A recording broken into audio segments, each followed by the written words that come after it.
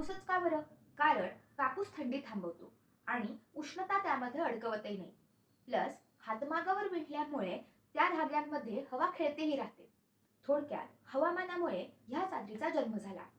British काळात सोलापूरमध्ये हातमाग उद्योगाला वेग आला होता.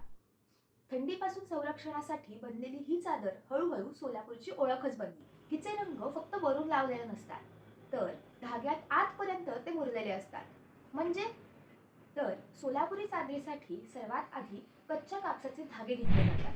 नंतर हे धागे मोठ्या उकळत्या पाण्याच्या टाकीत रंगवले जातात. पूर्वी हे रंग झाडांच्या साली, पानं, माती आणि खनिजांपासून तयार करायचे.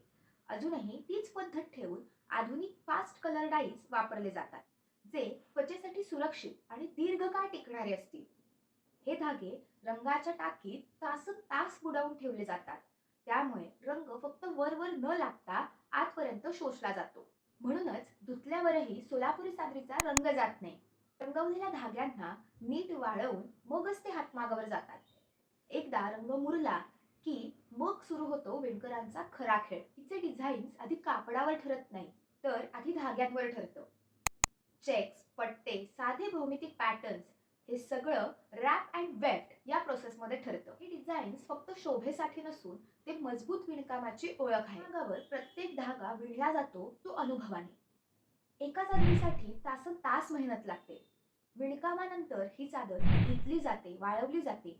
मग तिची जाडी, मजबूती तपासली जाते. थंडी असो किंवा रोजचा वापर, सोलापुरी चादर कायमच साथ देते. ही चादर गरज म्हणून तयार झाली, पण पुढे हीच सोलापूरची ओळख बनली.